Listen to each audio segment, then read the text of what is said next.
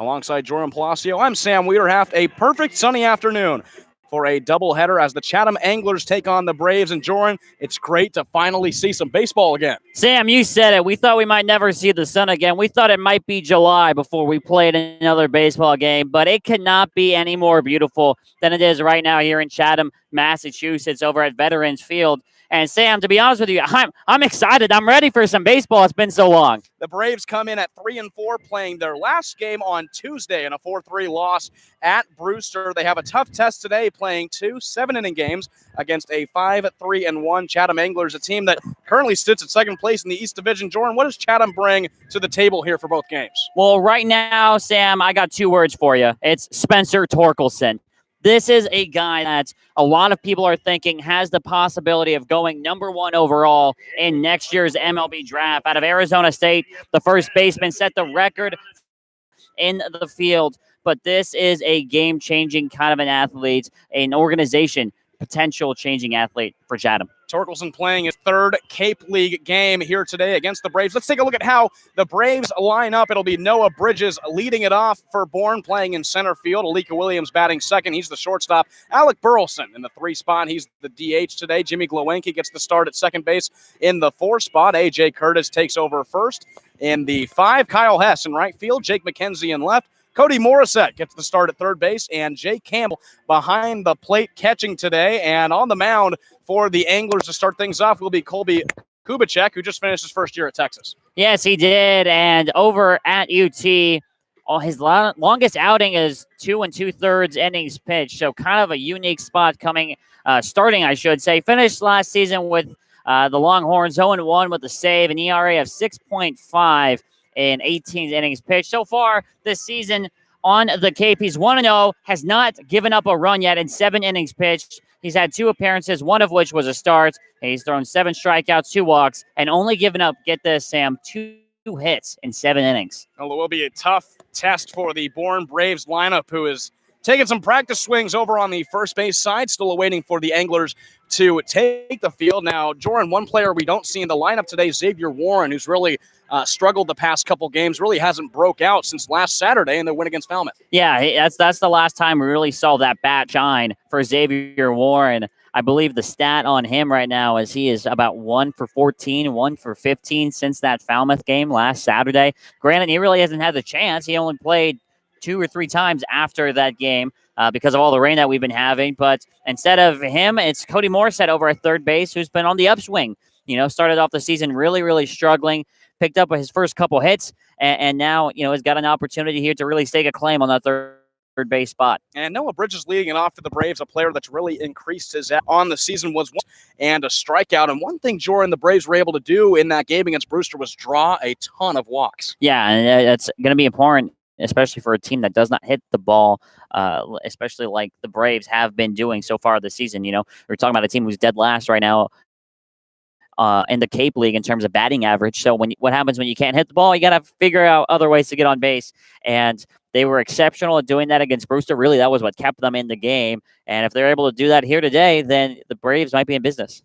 Still talking at the plate are the umpires. Behind the plate will be Dave Perry of the umpiring crew. At first base will be Jeff Kinney. At third, 1 of 2.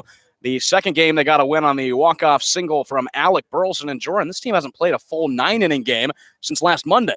Yeah, that was a makeup game as well against the Harwich Mariners over at White House Field, and they're going to be playing 14 innings today at least. However, both 7-inning games. And I'll tell you what, Sam, what do you think they're talking about over at the plate? We had the national anthem. It feels like about 10 minutes ago now. Well, yep. And it looks like we're just waiting on Chatham. I'm not sure here. Well, you know what? My guess could probably be any sort of weather delay because we've had so many of those. I mean, you never know. Today, the entire projection for weather is totally sunny, but my goodness, that was what it was yesterday too. Yeah, except for about a solid 15 minutes. Right. And it started pouring, That's even right. hailing over at Doran Park. And that game was called even before we had BP. No infield, outfield, no nothing. Yesterday, it was she wrote in for yesterday, and finally now the Anglers taking the field. Finally, we see a baseball team on the field and a baseball game about to be underway for the first time since last Tuesday. place in the West Division, just only ahead of Hyannis, who's 0-7-1, and currently losing their game to Harwich right now. So Braves with a pretty comfortable margin in that 4th place in the West Division. And Austin Vernon, will be the starter for Chatham. Vernon, a player from North Carolina Central, and get this, Joran, 6'7", 290 out there on the mound. He really brings the gas. Yeah, really brings the gas. I'm pretty sure this is going to be the tallest and the biggest player Bourne has seen. We talk about their bullpen, being all really tall guys, 6'5", 6'6". Talk about 6'7", 290, built like an offensive lineman. Sam is going to be coming on the mound, like you said, from North Carolina Central. So far on the Cape, 1-0 with a 3.6 ERA in 5 innings. This is going to be his first start. A couple of appearances. He's given up 4 runs, only 2 of which earned, 7 strikeouts, and 8 hits given up so far on the Cape. And we know Chatham, Sam, kind of like to be very routine and is spacing their pitchers out. So what I think happened is they switched the starters for game 1 and 2. So game 1 will be Austin Vernon, and game 2 will be Colby Kubicek. As this game about to be underway, Noah Bridges will step over to the batter's box, and for the first time since last Tuesday, the Bourne Braves are back playing baseball here in the Cape Cod Baseball League. Noah Bridges starting things off. He might be fearing that, this might be one of his last days. You never really know when you're on one of those contracts. Here's the first pitch from Vernon, now high and outside to Noah Bridges, and this game is underway. Bridges, in his last game against Brewster, went 1 for 2 in RBI, 2 walks, and a strikeout.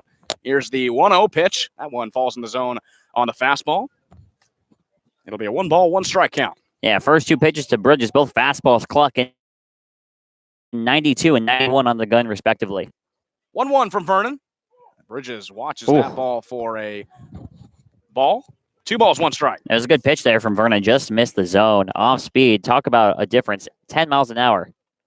2-1 to Bridges. A swinging strike on an outside off-speed pitch, and that evens the count up 2 balls and 2 strikes. Vernon on the mound. Charlie Welch catching behind the plate. Bridges back into the box. Right-handed pitcher against left-handed batter. The 2-2 to Noah Bridges is inside on the corner for strike 3. And Austin Vernon. New scoreboard that has been debuted this season at Veterans Field, and Noah Bridges goes down looking. That'll bring up Alika Williams. Manager for the Chatham Anglers, Tom Holliday, like you said, very routine with his pitching. Here's the first pitch to Williams. Is on the inside corner off speed for a called strike. Lots of strikes so far from Vernon as well. Let's see when the bats finally wake up here. Here's the 0-1 pitch. Off speed in the zone yet again. And that'll be an 0-2 count on Alika Williams, who comes into this game in the Cape batting .304, 7 for 23, went 2 for 4 with a run scored against Brewster. He watches the 0-2 fall low for a ball. 1-ball, 2-strike count. And Alika's one of those guys that is very good when falling behind in counts. Batted .405 when trailing 1-2 with ASU. 1-2 from Vernon is a called strike right down the middle, and now Alika Williams goes down. That's 2 strikeouts looking for Austin Vernon. Well, I'm not much of a gambling man here, Sam, but I guarantee you that Burleson is not going to go down looking no matter what here. There is no way that the Braves are going to go down 3 straight strikeouts, all looking. Not a good start here for the Bravos. Oh, Alec Burleson steps in, and Vernon for a ball. Burleson has only struck out 1 time this season, batting .222, went over 4 in the game against Brewster. Here's the 1-0 pitch. Burleson lifts that one high, third base side, falling in foul territory, and that evens this count up at 1 ball and 1 strike. Burleson, a player that the Braves might not have for too long, going to Team USA tryouts. Actually, at the game yesterday, got a rake and tried to fix the field to get it in playing condition. Here's the 1-1 pitch. It's fouled off by Burleson to the backstop. Now he's behind in the count, 1-2. Yeah. The players just kind of want to do anything they can. Doran Park yesterday really turned into quite a bit of a lake. 1-2 pitch from Vernon is high and outside, and Burleson lays off. 2-ball, 2-2 to Burleson. He swings at it, ground ball, shortstop. Ben Ramirez picks it up, throw to first, and he's out. Braves go down 1-2-3 in the top half of the first inning. The Anglers set to bat in the bottom half. You're watching Bourne Braves Baseball on YouTube.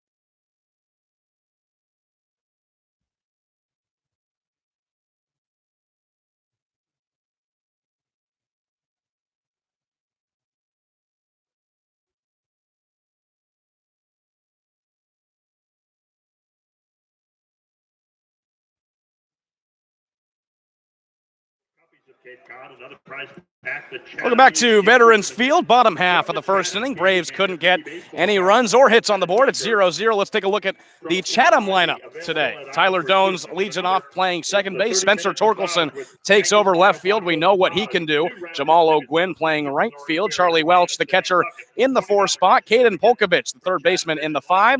Alex Toral, the first baseman. Ben Ramirez, the shortstop. Drenis Ozuna taking over center field. He's in the 8 spot.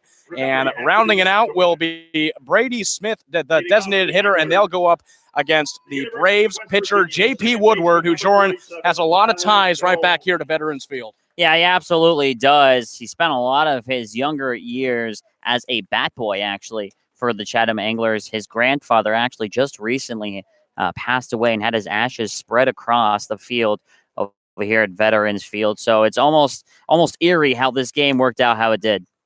First pitch inside from Woodward for a ball to Tyler Dones. Woodward last pitched a third of an inning against Falmouth, walking 2, striking out 1, and allowing 1 hit in that 10-2 victory. Here's the 1-0 to Dones. That ball high and inside. That'll make it a 2-ball, no strike count. You know, J.P. Woodward is another one of those guys who is on a temporary contract, and this might be his last appearance here with the Braves, and it's funny how it's against Chatham. 2-0 to Dones, catches the inside corner for a strike. 2-ball, 1 strike count now. Tyler Dones from West Virginia, batting .316 there with 5 homers and 32 RBIs. He already has a .333 average here in the Cape League, batting 5 for 15. 5 runs scored. Here's the 2-1 inside corner, and can't get the call. It's a 3-ball, 1 strike count. Isn't that just funny how stuff like that works out, though, Sam? He's supposed to make his appearance on Wednesday. Games get delayed, and it's finally here, but Sunday against his old team. 3-1 to Dones as they called 4 games canceled in that stretch. And just like that, we're at Sunday. And he's starting where he grew up watching baseball. 3-2 is inside, and Tyler Dones reaches first on the walk. That's the 3rd walk suffered by J.P. Woodward here this season. And that'll bring up Spencer Torkelson. We know what he can do at the plate. Yeah, you took the words out of my mouth. We know what Torkelson is all about. Like I mentioned at the top of the broadcast, potential #1 overall pick here coming up in this coming year's MLB draft. National Freshman of the Year back in 2018. First pitch from Woodward is high, ball 1. And he's got the matchup here, especially going up against the lefty Woodward, who's been struggling to find a zone here. Woodward's got to be careful not to make a mistake to Torkelson early, because we all know where that ball could end up. 1-0 pitch from Woodward. Inside corner, called a strike on the fastball. 1 ball and 1 strike to Torkelson. Batted .320 as RBIs that season. 23 homers, tied for 5th in the country. Here's the 1-1, and Woodward throws back over to first. Checks on Dones. Yeah, you know, Woodward has had trouble finding the zone, already thrown his 3rd walk. He's only pitched a 1/3 of an inning. Oh, and we got time here called. Time called by Jake Campbell, the catcher. And Torkelson already in the Cape. He's only played 2 games, but he's 2 for 4. A hit in each of those games. That he already has 2 doubles, both of them being doubles, 4 RBIs as well. 1-1 to Torkelson. Inside, falls in the dirt for a ball. Jake Campbell stops it. 2-ball, 1 strike count. And this is a very big confidence at-bat here for Woodward coming out of Lafayette, because if you're able to get an out here, no matter how, whether it be a double play, which would be preferable, strikeouts, flyouts, really big momentum booster. 2-1 to Torkelson. He backs out of it, but it's a called strike on the fastball. And that'll even things up. 2 balls and 2 strikes to the Chatham left fielder. Also going to Team US for too long. Torkelson coming out of Arizona State. Woodward, here's the 2-2 pitch. Dones fakes like he's stealing, and Woodward lifts one to right field. Moving back is Hess on the track. He'll make the play, and there's the first out. And big out there for J.P. Woodward. Torkelson doing a nice job in the at-bats, forcing a lot of pitches there. It was able to get him down and in. Torkelson lifted out to right field. You can see that was just kind of a measly fly ball, but it took Kyle Hess all the way back to the track. Yeah, that was a deep first out, taking Hess to the warning track, opposite field. Power from Torkelson. And Jamal O'Gwynn steps up for the Anglers from USC. Dones over at first. First pitch to O'Gwynn is a strike from J.P. Woodward. O'Gwynn in the Cape so far, 379 average, 11 for 29, 6 RBIs. He's hit 3 doubles, 1 home run, struck out 10 times. A 281 average for the Trojans. J.P. Woodward, it's 0-2. And what we have to watch here, Jacob Campbell behind the plate has already suffered 3 stolen bases this year. And I believe all 3 of them came in that first game of the doubleheader against Orleans. 0-2 to O'Gwynn, inside corner, and I believe they're going to call a balk on J.P. Woodward. Heading over to second is Tyler Dones. The pitch was a ball. And Dones over at second now. So a balk called on J.P. Woodward. Yeah, so he did not come set all the way, so there's no ball on that. That's a no pitch. Dones moves up to second base, and now Woodward here kind of put in the hole. It'd be big if he can get this strikeout. Anglers with a runner in scoring position. Time called yet again. This time, I believe, by Woodward. Now he stares down Jake Campbell, the catcher. O'Gwynn with an 0-2 count.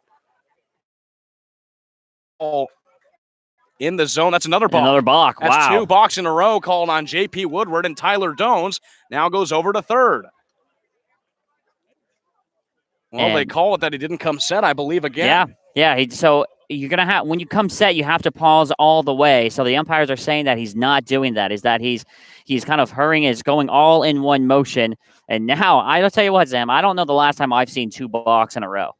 Well, here comes the 0-2 to O'Gwynn. Woodward taking some time. There's a called strike 3 to Jamal O'Gwynn, and 2 outs now for J.P. Woodward. What a big pitch to come back on after 2 straight balks. Yeah, that was a great job. You know, he's going through a lot of things emotionally right now. He must be, with all the things that we've talked about, his grandfather, his familial ties to this team, to this field even, and, you know, kind of loses focus a little bit, couple balks, but to come back there, get a called strike 3, that's huge, and now even a bigger chance here to get out of this inning with 2 outs. 2 outs, runner on third. It's Tyler Dones. Charlie Welch, the catcher, comes in for Chatham against J.P. Woodward. Lefty against righty matchup. Here's the first pitch from Woodward. Welch watches the off-speed pitch, a little upstairs for ball 1. Charlie Welch in the Cape so far, .063 average, 1 for 16, 3 runs scored, 7 walks. He batted .211 for Pepperdine. In the regular season there, he's the 1-0, and Welch sends a high fly ball left center field. Bridges and McKenzie both moving over. Bridges will call off McKenzie and make the play, and that'll be it for the bottom of the first. No runs, no hits for the Chatham Anglers. They leave a runner over at third. Coming up for the Braves will be Jimmy Glowacki, A.J. Curtis, and Kyle Hess in the top half of the second. You're watching Bourne Braves Baseball on the Braves Baseball Network.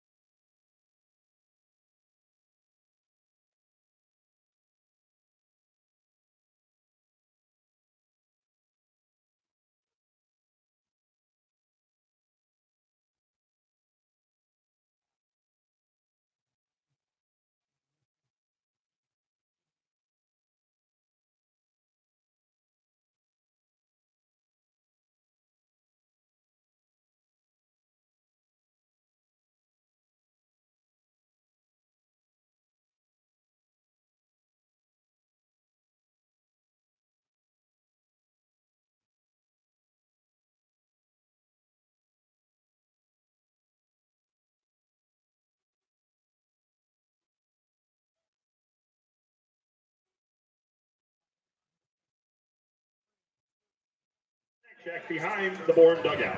4, 5, 6 batters due up for the Bourne Braves here at Veterans Field for the top half of the second inning. It'll be Jimmy Glowenke, A.J. Curtis, and Kyle Hess for the Braves after J.P. Woodward got out of a 2-out runner on third situation after 2 called balks in a row. No runs come across the plate for the Anglers. We're still knotted 0-0. Here's the first pitch from Vernon to Glowenke. It's off speed, curves right into the middle of the zone for strike 1. And Glowenke on the season only hitting 3 for 16, so it'd be big for him to get a base hit here. First pitch is a check swing. Appeal is he did not go. It'll be a ball and a strike. Glowenke playing from Dallas Baptist University, 188 average. Here's the 1-1 off speed right into the inside part of the zone, and he's already down 1-2. That's nasty right there from Vernon, having a fastball that goes 92 and then come back with an off speed at 75. 1-2. Glowenke thinks about it, doesn't go. It's a called ball outside. 2 balls and 2 strikes. Glowenke playing second today, went 2 for 4 against Brewster in the last game. Here's the 2-2 pitch. Ball too low, Ooh. And the count will run full. 3 balls and 2 strikes. Close pitch there on 2-2. Yeah, Dave Perry there, the home plate umpire, not agreeing with that one. Just missed below the knees. That's a great pitch from Vernon. 3-2 pitch to Glowenke. Got him swinging. There's the third strikeout already for Austin Vernon. And Glowenke goes down on strikes. Third strikeout, first one swinging, and now it falls on A.J. Curtis here to get the break. He's back at first base today. Here's the first pitch he'll see from Vernon. That ball, a strike fastball. 0-1. Curtis went 0 for 2 against Brewster. Got hit by a pitch and struck out. He's batting .217 on the Summer League so far. Ball is on the 0-1 pitch. Now it's a 1-ball, 1-strike count to the first baseman for the Braves. Here's the 1-1 pitch from Vernon. Curtis watches that off speed too low. 2 balls and 1 strike. And now you mentioned, we talked about how important it is to draw walks, and that's going to be even bigger here, especially here. Only 7 innings as we move through this game. 2-1 pitch. Curtis fouls it off first base side into foul territory. And that'll even things up. 2 balls and 2 strikes. A very well-attended ball game here today. Fans coming out for a middle of June game between the Braves and the Anglers. 2-2 pitch to Curtis. He lines that ball into right center field. Jamal O'Gwyn will chase after it. He'll cut it off before it gets to the wall. And the Braves have a hit in this one. It's from A.J. Curtis. He gets on with 1 out. First hit for the Braves and first hit of the afternoon as well. Did a great job. Great piece of hitting there from A.J. Curtis. Taking the pitch where it's thrown. Pitch on the outside part of the plate. Go ahead, take it, Oppo, and he did right into the gap. Little unlucky. That ball hang up there a little bit. Not able to get extra bases, but the Bravos will take it. So Curtis over at first. That brings up Kyle Hess. Here's the first pitch to Hess. He watches for a strike. The left-handed batter coming up against the right-handed Vernon. Hess comes into this game with a .214 average, 3 for 14 on the season. Went 1 for 2 against Brewster with a sacrifice hit and a walk. The 0-1 is outside. 1 ball and 1 strike. And you're really going to want to avoid the double play ball here. And that's a lot easier said than done. The middle infielder's way pinched up the middle here. 1-1 from Vernon. Off goes Curtis. It's a hit and run, and it hits Kyle Hess's foot for a foul ball. A hit and run situation put on by Harvey should be top of the second. Yeah, and I like that as well, especially for a team that's been struggling to score some runs. Go out there, make the other team make a play. Put some pressure on, make them do the fundamentals. It's a 1-ball, 2-strike count to Kyle Hess. Here's the pitch from Vernon. That ball is outside. 2-ball, 2 strikes now. And 2-2. Watch out for that big off-speed pitch. There's a speed differential of 15 miles an hour in some cases. Have to look out for that here, 2-2. And Vernon steps off the mound. The Braves last place in total runs scored with 21. 2-2 pitch from Vernon. Hess swings at it, just gets a little bit of the ball as it fouls off right back toward the backstop, and we'll do it again 2-2. Braves have played the least amount of games. They're tied with Falmouth, both playing 7 games. Brewster's played the most at 11. The rain has really affected everybody. 2-2, and they got Kyle Hess looking. Another strikeout for Austin Vernon. That's 2 gone. That was a nice pitch there from Vernon on the fastball. Hess thought it was inside, and it looked a little inside, too. He's almost shocked that that was called for strike 3. And now Jake McKenzie has to step up and try and make something happen here with 2 away. So McKenzie comes up with A.J. Curtis over at first. McKenzie, a .286 average coming into this game, 4 for 14. He has 1 home run on the year so far, and the first pitch he watches in the dirt from Austin Vernon for a ball. 1 ball, no strikeout. McKenzie, who's typically an infielder playing from Fordham, has gotten many starts in left time. Last game for McKenzie went 0 for 2 with 2 walks and 2 strikeouts against Brewster. 1-0 pitch, low and outside. A 2-ball, no strike count to the left fielder for the Bourne Braves. Curtis over at first, 2 outs, top of the second inning, 0-0 score. 1 hit for the Braves coming from A.J. Curtis. Here's the 2-0 pitch to McKenzie, and that ball is outside, 3-0.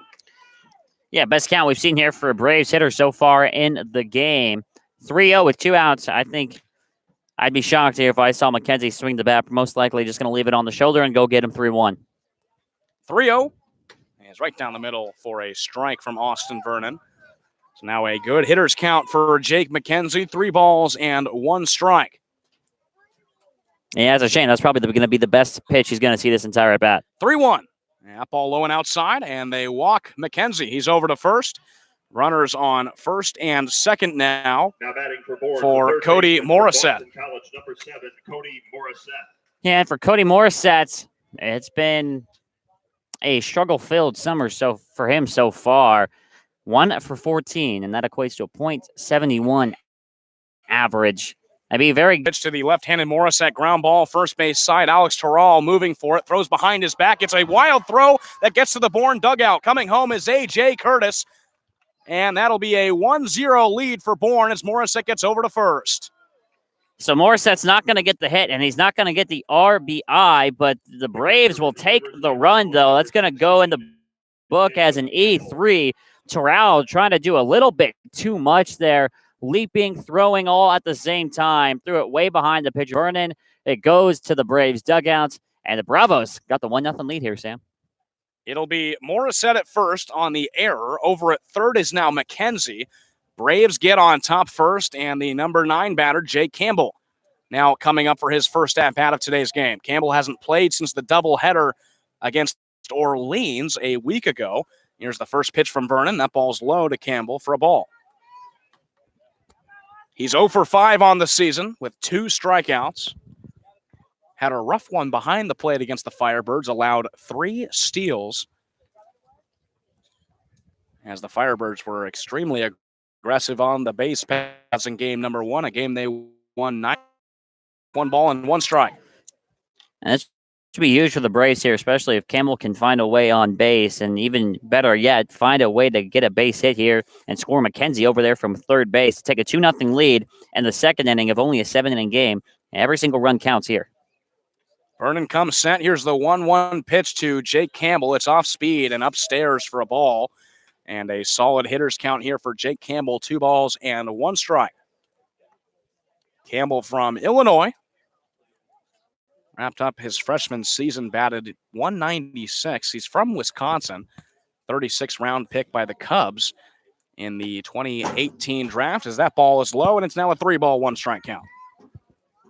I have to kind of be careful here if you're Campbell, because you obviously have the 3-1 count. You would think Vernon's going to come fastball, give you a pitch to hit. 3-1 pitch to Campbell, and he watches it low for a ball. So the Bourne Braves lead it up, or load him up, and Noah Bridges now comes up, the leadoff hitter. Noah Bridges. That's a big moment right here for Bridges, as we're going to get a meeting over here on the mound, just probably going over the strategy to Bridges. Pitching coach just calm Vernon over on the mound down. And for Noah Bridges, a couple of new out.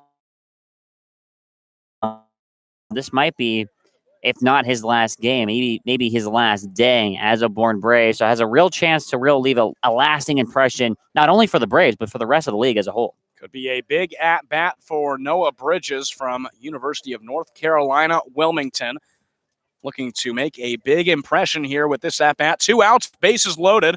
Pitching coach for the Anglers, Dennis Cook, heading back to the dugout.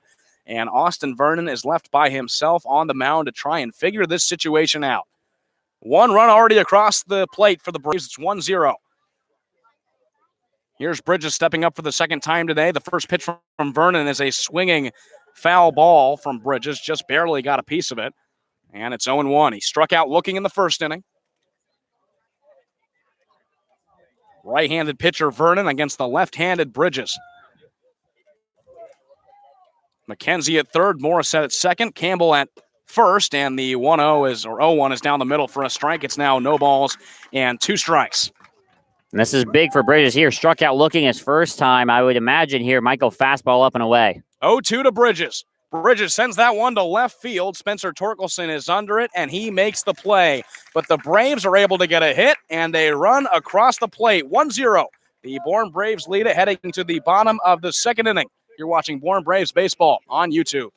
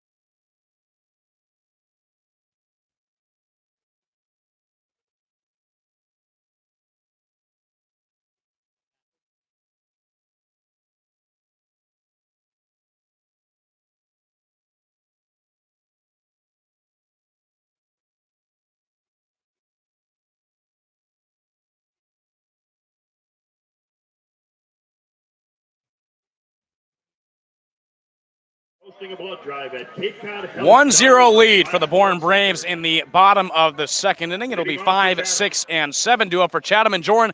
What kind of scores do we have going on around the league here on Sunday? We already got a couple finals coming in here. Sam Katuitt finally beating Brewster, the white-hot Brewster Whitecaps, 5-2 in that game. And over at Eldridge Park, Orleans got the 1-0 win against Wareham, the first-place team in the West earlier. And right now, Yarmouth, Dennis, and Falmouth in a battle here, 7-6 in that one. Caden Polkovich high and outside, watches the first pitch for a ball against J.P. Woodward. Woodward getting out of a 2-out runner on third situation in the bottom half of the first. A swinging strike on Caden Polkovich evens up this count. 1 ball, 1 strike. 7-6 in the top of the sixth, and only a 7-inning game. Man, that game's got to be a lot of fun. We're hoping for a fun one here from Veterans Field as well. 1-1 falls low for Woodward. It'll be a 2-ball from Oklahoma State. Here's the 2-1 pitch. He fouls off, evens things up. 2 balls and 2 strikes. Polkovich in the 2019 regular season for Oklahoma State. 280 average, 3 homers, 18 RBIs so far on the Cape. He's batted 286, 8 for 28. 5 RBIs, a double, and just 3 strikeouts in 9 games played. He's playing third base today. Here's the 2-2 pitch from Woodward. That ball outside on the fastball, and the count runs full. 3 balls and 2 strikes. Now, this would be a big out to get here, especially top of the order here. Payoff from Woodward outside, and there's another walk, the second walk issued by Woodward here today, and that'll bring up Alex Terrell. Yeah, especially you hate to give up a walk at the top of the inning here. Now you have to work from the stretch, obviously, and we've already seen Woodward already committing 2 balks so far today. It would be real nice here if he's able to get Terrell to ground out. Alex Terrell, coming from Miami, Florida, comes up with a runner on first, the left-handed batter. First pitch, he flies out, foul territory, third base side. It'll be an 0-1 count to him. Everyone talks about Spencer Torkelson. Well, Alex Terrell, 24 home runs. That's 1 more than Torkelson, tied for third place in the nation in the NCAA home run rankings. 67 RBIs for him. He batted .293. There's the pitch. Ground ball over to Curtis at first. Tags the bag. Throw to second is not in time. Polkovich gets over safely. But there's the first out of the inning on the ground out from Terrell. The shortstop from the University of Southern. And that was almost the perfect ground ball, too. It was right to Curtis over there at first base. Curtis just had a little bit of a problem securing it. Didn't necessarily bobble it. Just took him a second to really collect it. And by the time he stepped on first, Polkovich was already there at second base in plenty of time. So now with one out here, have to hope for another ground out and keep that runner at second base. Ben Ramirez steps up from USC. First pitch he watches is outside. Over at playing short for the Anglers today, batting .233 on the season so far through 9 games. 7 for 30. That pitch outside, a good hitter's count, 2 balls and no strikes. Woodward having a little bit of trouble starting off at bats with a strike. Comes set. Lefty against lefty matchup. Here's the 2-0 pitch to Ramirez. He watches, and it's now a 3-0 count. Dave Perry there behind the plate committed the cardinal sin of umpires, and I've been guilty of doing it myself, is when a pitch looks really good all the way to the plate, you're getting ready to call strike, then, missed the zone by a little bit as he's getting ready to call. Going is Polkovich. The throw to third is not in time, and there's the first stolen base for the Anglers on Jake Campbell. It was a 4-pitch walk as Ramirez heads over to first, and now they have runners at the corners with one out. He's looking over toward the dugout here, getting his first and third side. He has been run on a little. Base number 4. Campbell threw over to third, thought it was in time. Umpire called Polkovich safe. Now runners at the corners, one out. And Drenis Ozuna steps in and watches ball 1. Woodward really struggling with location. That's 5 straight balls thrown from the lefty. Woodward comes set. Here's the 1-0 to the center fielder. Ozuna watches a ball low and inside. It's now a 2-0 count. And pitching coach here, Ace Adams, is going to come out and talk to Woodward, try and settle him down because it's been 6 consecutive balls. He's already thrown 3 walks here, and he's only pitched 1 complete inning. So, 1 1/3 inning, I should say, not here early in the top of the second. You just have to go out, calm him down, try and get a ground ball here, a double play. It would be just what the doctor ordered. Woodward has already committed 2 balks back in the bottom of the first inning on back-to-back pitches. That sent Tyler Dones, who got on with a walk at the first batter of the game, over to third base. Polkovich at third, Ramirez at first, both via the walk. Drenis Ozuna with a 2-ball, no-strike count, make that 3-0 as that ball is high and outside.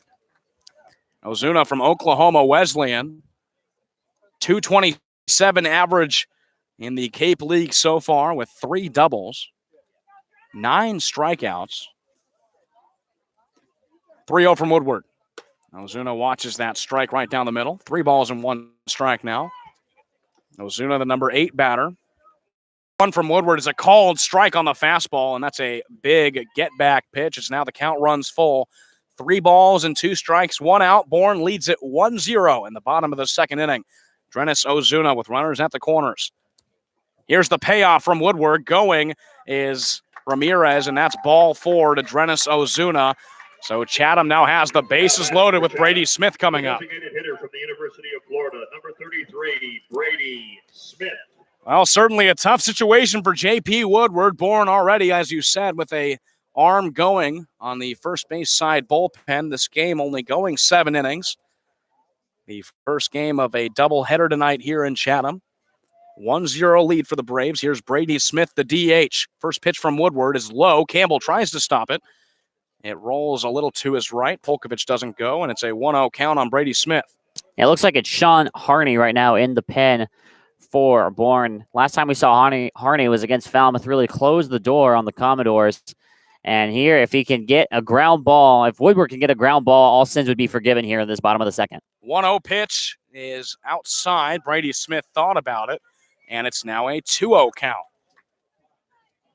Woodward struggling on the mound so far. He's given up 4 walks. Chatham still doesn't have a hit. And it's now a 2-ball, 1-strike count. Smith, the DH today, typically plays catcher from Florida. 6'0", 195, was the number 9 catcher in the country for the class of 2017.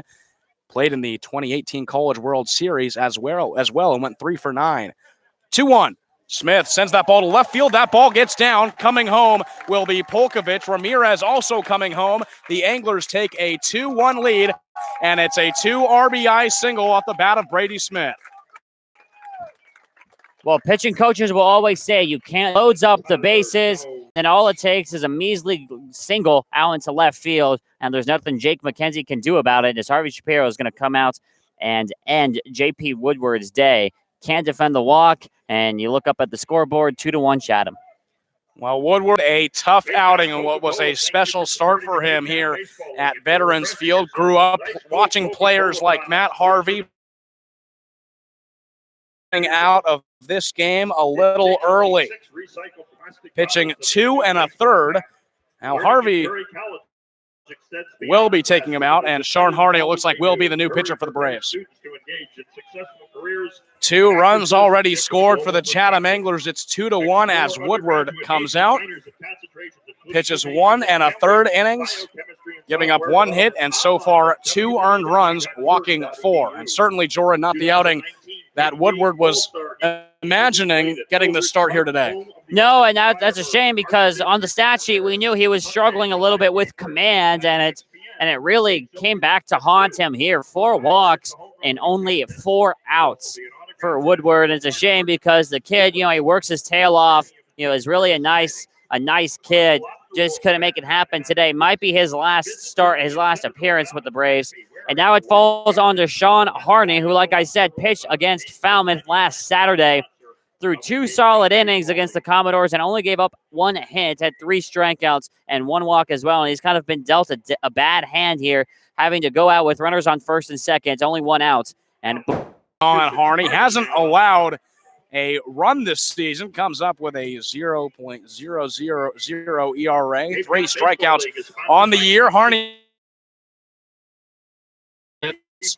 and he certainly comes in with a tough situation. It will be runners at the corners, or runners at first and second, for Chatham. Ozuna and Brady Smith both on, as Tyler Dones will step in for the second time here in the second inning. He got on with a walk and was able to get over to third on 2 straight balks from J.P. Woodward. The Braves already suffering 2 runs scored here in the second inning. And Joran, that'll make it out of 20 runs allowed on the season. 16 of them have been in the first 4 innings. Yeah, we know this team has a problem with giving up runs early in the game. It's been the starting pitching. That's all it comes down to. Starting pitching has only given up, a handful of runs, but it usually comes early, and then it's been the bullpen's job to close the door for the rest of the game, and they've done an excellent job of it so far this season, but how far does that last? When does that come to an end? It's not every single game that the bullpen's going to go out and be perfect. The bullpen has been outstanding for Bourne so far, and Shawn Horning looks to add to that reputation. Tyler Dones comes up with runners on first and second. Ozuna at second. Brady Smith at first. 2 runs already home in the inning for the Anglers. 2-1 lead they have. Here's the first pitch to Dones from Horning. That ball is a strike on the fastball. And it's new pitcher. It's the same formula, though. If you can get a ground ball here, get a double play, you're out of the inning, and really you can put a Band-Aid on all the bleeding. But if not, we could be here for a little bit here, Sam. Horning comes set. Here's the 0-1 pitch to Dones. He lays down the bunt right back third base side. Horning picks it up bare hand. Throw to first is in time. An impressive play from Shawn Horning. Runners get over to second and third. But what a big out and a great play from the pitcher. Yeah, Horning made that throw look a lot easier than it actually is. We all know pitchers kind of struggle to make some plays athletically, and that was a great job. Excellent decision by Dones and manager Tom Holliday to bunt there, but Horning racing over, making a bare hand pickup and throw all on the money. It's a great play, but now he's got his work cut out for him against Torkelson. Here comes Torkelson, flew out to right field, and looks like they will intentionally walk him. A smart move by manager Harvey Shapiro. And Shawn Horning on the mound to walk Torkelson. So now that loads the bases up with Jamal O'Gwyn coming up, who struck out looking in the first. And we all know O'Gwyn is no slouch, but I think I know who I'd rather face here in this situation between Torque and O'Gwyn. Gwyn, the number 3 batter. Horning comes set, bases loaded, 2 outs in the inning, 2-1 lead for the Anglers. A half swing, yes, he did go around on the first off-speed pitch from Horning, and O'Gwyn's down 0-1. Yeah, and that's the first. And Torkelson coming up, and they intentionally walk him to load the bases. 0-1 to O'Gwyn. Low and outside. Jay Campbell does a good job at stopping it. That evens the count up. 1 ball and 1 strike.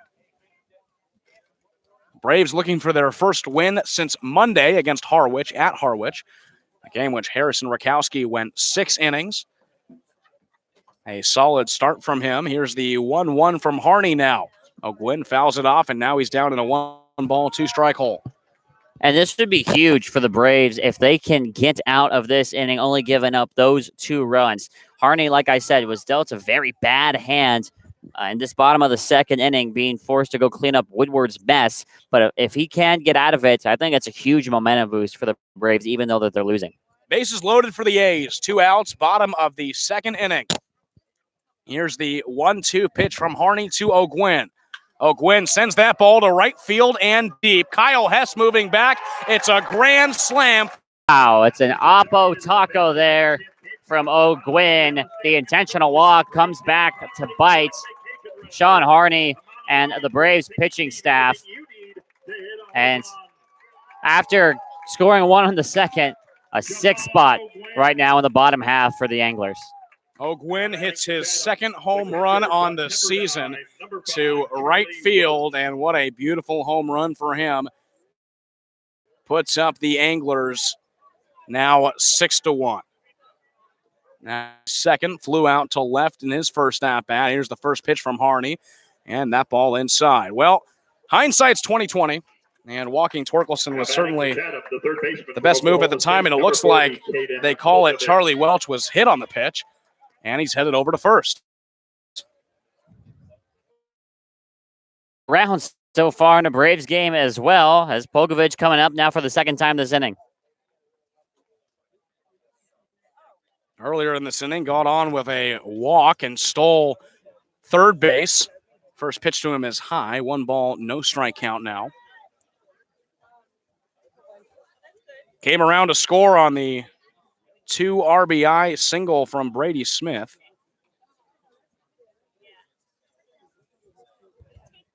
Chatham already a 6th spot here in this second inning.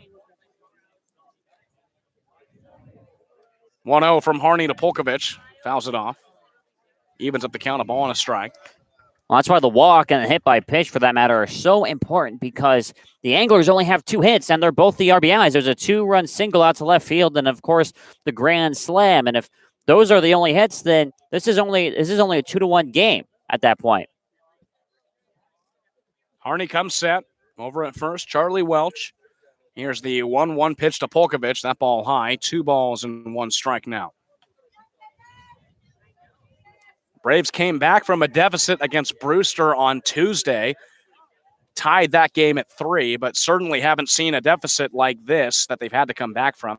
A 9-0 win for Orleans last Sunday in game number 1 doubleheader was the biggest deficit they've had.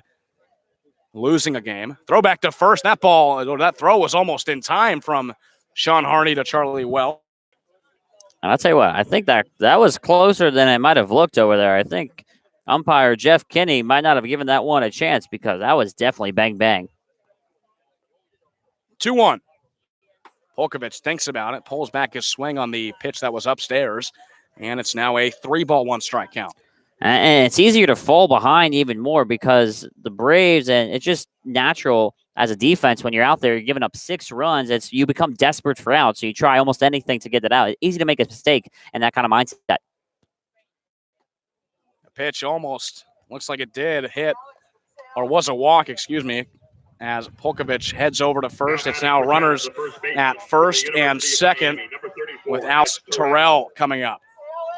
A nightmare situation for the Braves. Horney's still on the mound. Terrell in his first at-bat, grounded out to Curtis in this same inning. How about that? 2 at-bats for Polkovich in the inning, both walks. Terrell tied for third in the nation with 24 home runs for him, as the first pitch is a strike on him.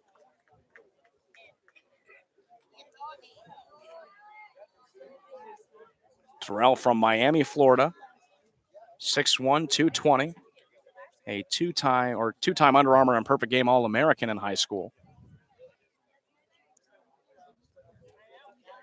Runners on first and second. The 0-1 to Terrell, catches the outside corner, and he's down in a no-ball, 2-strike count for Shawn Horning, looking to end this 6-run inning. A grand slam by Jamal O'Gwyn from USC has made this a 6-1 game after Bourne jumped ahead in the top of the second inning. Here's the 0-2 pitch, and it's a foul ball, third base side, a liner, and we'll stay here 0-2. It was a double steal attempt right there from the Anglers as well, and a little bit unlucky for them. Terrell got a great piece of that ball, made solid connection just a little bit early on the pitch, sends it over the first base coach's head. And now if you're Shawn Horning here, have to make a great pitch. Can't afford to throw one to the backstop and have these runners move up into scoring position. Horning, 0-2 on Terrell, and he will foul it off. Third base side in foul territory, and it'll be no balls and 2 strikes again. At second base, Charlie Welch. At first base, Caden Polkovich.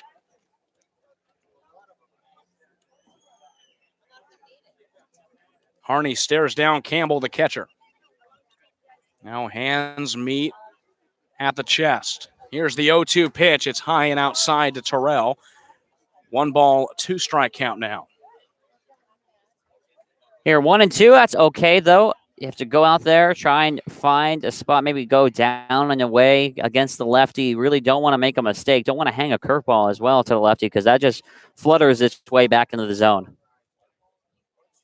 2 strike count. And Horning not big necessarily on the velo. Fastball only there coming in at 87 miles an hour.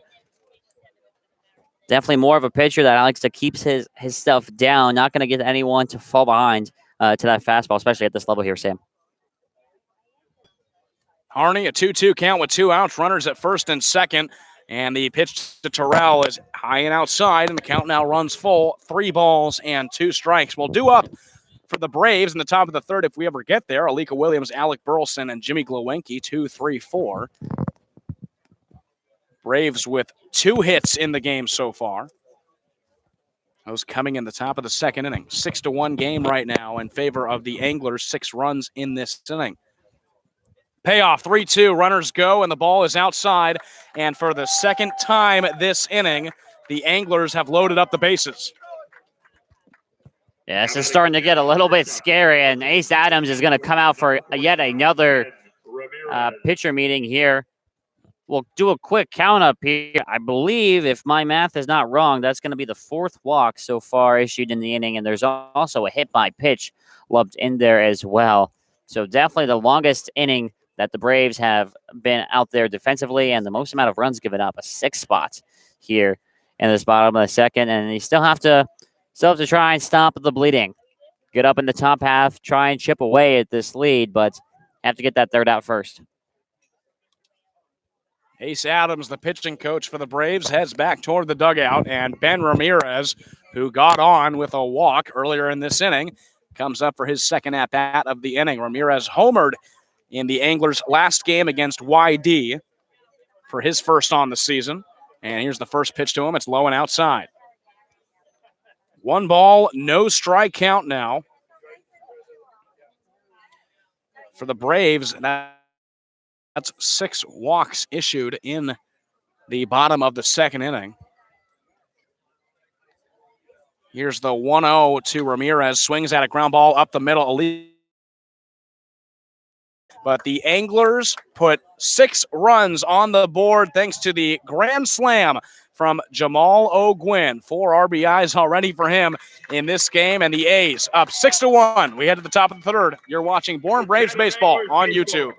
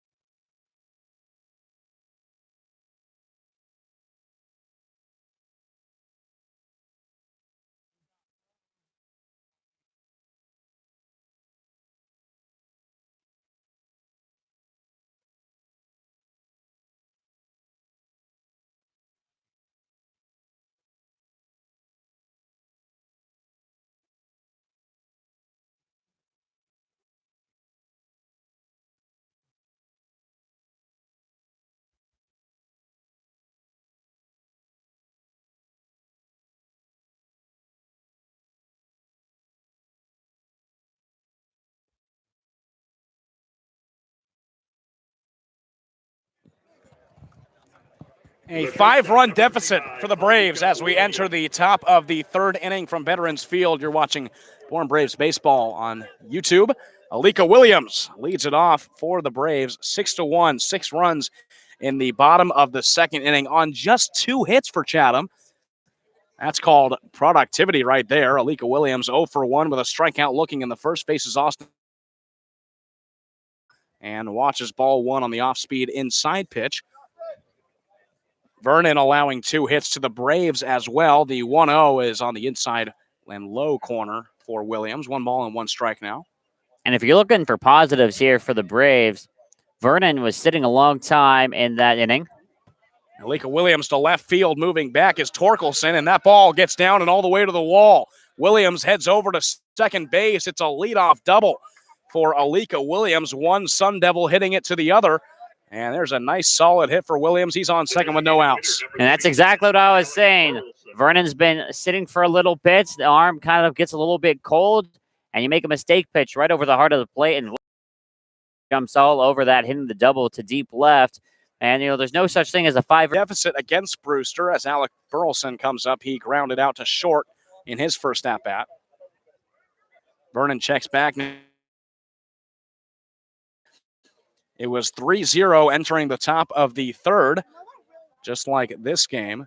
And the Braves got 2 runs back in that inning. So immediate response. The Braves have certainly got that down through one game. Here's the 1-0 pitch down the middle for a strike. 1 ball and 1 strike now to Burleson, the DH. Williams over at second. 1-1 pitch to Burleson. That ball outside. 2 balls and 1 strike, excuse me. And this is very big here. Burleson's kind of been slumping a little bit after his first couple games with the Braves. It'd be nice for him here to get a base hit, score a run, and get the offense moving again. 2-1 from Vernon, and Burleson fouls it right back to the backstop. That'll even this count up at 2 balls and 2 strikes. And I saw those hands moving over there. I see you were ready for that foul ball. I saw it coming right at us. Yeah. If that